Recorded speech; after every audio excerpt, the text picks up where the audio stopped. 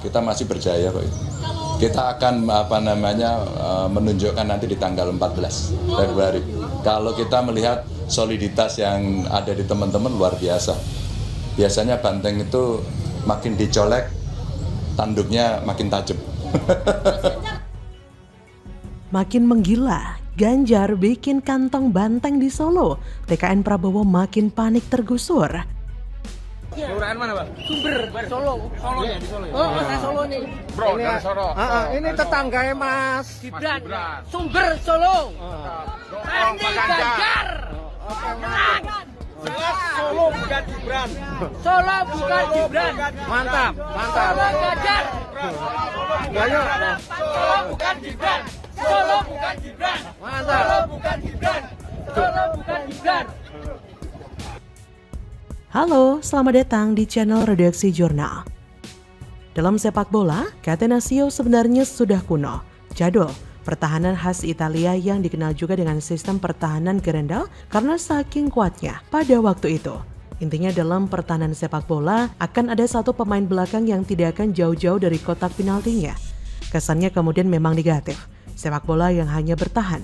Namun hal tersebut sangat ampuh jika harus meredam lawan yang punya nafsu yang begitu besar untuk menyerang. Mereka, lawan tersebut, kemudian seperti akan menabrak tembok dengan pintu-pintu berlapis yang rapat dengan grendelnya.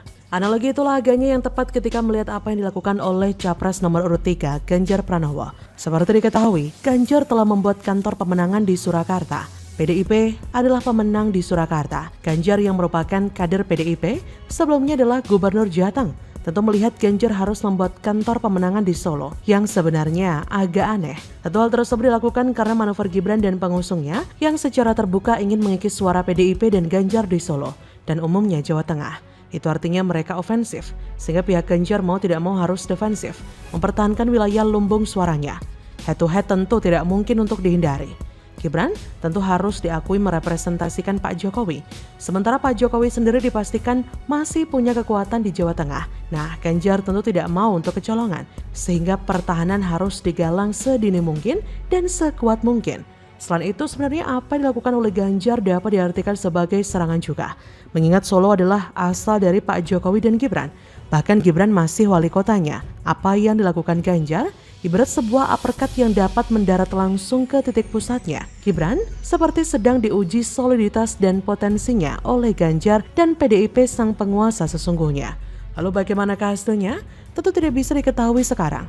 Namun melihat berbagai proses politik hingga diusungnya Gibran menjadi cawapres Prabowo, sentimen negatif agaknya cukup untuk membuat peluang Ganjar tetap besar di wilayah itu. Gibran sang wali kotanya dengan kesongongannya sepertinya akan menuai apa yang telah dilakukannya. Yang kita lihat sekarang, Solo warganya sudah pintar dan tidak mau digoblok-goblokin sama anak nepotisme, melainkan ingin negara ini lebih maju lewat keberadaan Ganjar sebagai presiden pada 2024 nantinya. Masyarakat sudah cerdas dan tidak mau memilih orang yang bermasalah dengan hak asasi manusia masa lalu. Dan masa kini juga tidak bisa mengendalikan emosinya seperti Prabowo yang menarik jaket di bagian lehernya Bahlil Lahadalia. Masyarakat Solo juga nggak mau Gibran yang merupakan anak nepotisme, yang merupakan anaknya Presiden Jokowi yang mendapat privilege lewat jalur Om di Mahkamah Konstitusi. Sambutan kepada Ganjar memang luar biasa dan menjadi sebuah hal yang paling baik dilakukan oleh masyarakat Indonesia. Karena Solo adalah daerah yang toleran dan di bawah Ganjar, Solo berkembang. Negara Indonesia harus dipimpin oleh Ganjar dan Mahfud supaya negara ini bisa lebih baik lagi dan tidak dihina oleh negara lain lewat keberadaan pasangan lain yang tidak bisa berbuat apa-apa dalam pekerjaannya. Di tempat Gibran menang besar di Solo, Ganjar jauh lebih menang lagi. Dan ketika Gibran mengusik Bantang di Jateng dan Solo, agaknya menjadi bumerang bagi Gibran dan pendukungnya.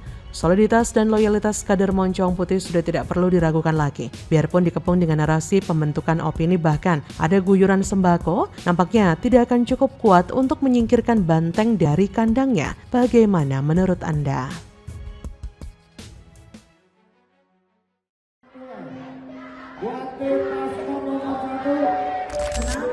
Dengan agenda pernyataan penutup dari masing-masing calon wakil presiden. Lagi-lagi kami harapkan ketika kita sudah memasuki waktu satu yang terakhir ini, karena kita akan mendengar pernyataan penutup dari masing-masing cawapres begitu.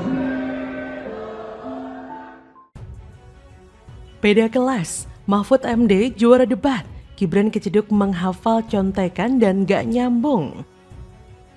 Tapi sekali lagi, tetap juga kita tahu Gibran menghafal, itu masalahnya kan. Kan gak ada yang otentik di situ kan.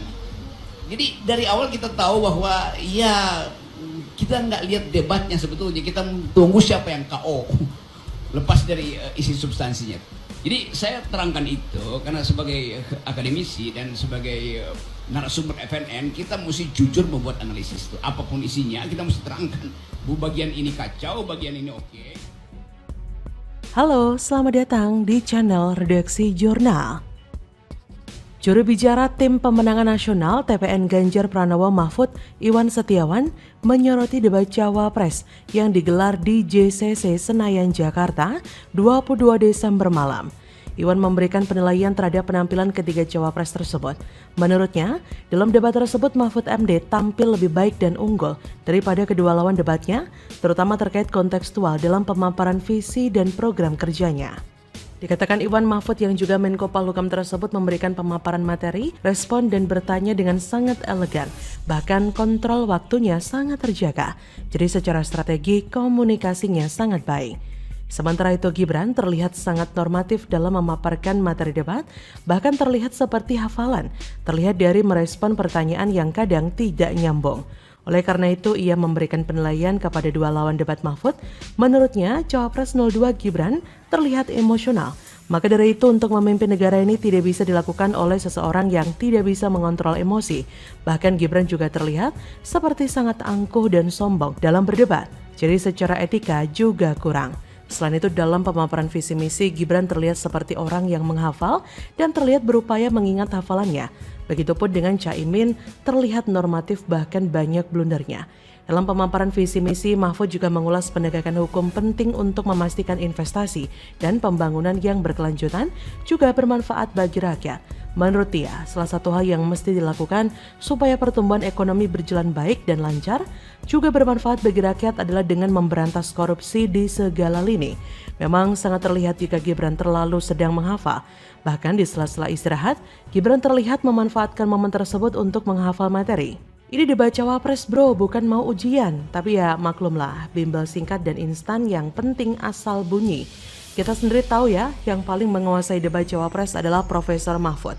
Caimin sesuai tema perubahan dan mengkritisi semua lawan bicaranya. Sedangkan Gibran kebanyakan menghafal tanpa ide-ide baru. Kalau masih sekolah nggak masalah menghafal, karena memang masih proses belajar. Lah ini mau jadi wakil presiden, pimpinan tertinggi negara kedua, kok masih menghafal? Kelihatan banget sedang menghafalnya, kan jadi kelihatan kapasitasnya seperti apa. Inilah mengapa Gibran sering blunder. Ditanya investor IKN, jawabannya malah suruh melihat Google. Ditanya soal pajak, malah samain manusia dengan hewan di kebun binatang. Bahkan ditanya infrastruktur sosial, Gibran malah menjawab soal makan siang gratis. Wajar kalau kekuatan Gibran adalah menghafal bacaan mentor. Ditanya apa, dijawab apa. Yang ditanya tentang pemanfaatan APBN dan APBD, jawabnya cuma makan gratis dan minum susu. Stunting. Loh, gak nyambung ya?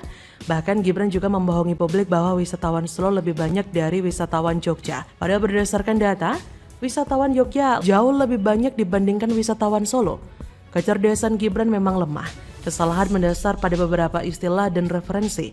Kecepatan mencerna pertanyaan yang boleh dibilang menjurus talmi sudah menjadi rahasia umum yang dikonsumsi publik sebelumnya. Format waktu 1-2 menit yang diberikan setiap cawapres untuk menyampaikan tanggapan, diplomasi, bertanya, dan menjawab pertanyaan. Bagi Gibran menjadi sebuah tekanan psikologis besar ketika dalam kondisi tidak siap berpikir dan berbicara singkat itu.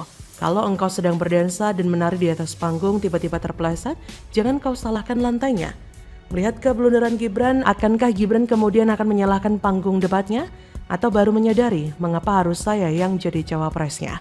Bagaimana menurut Anda?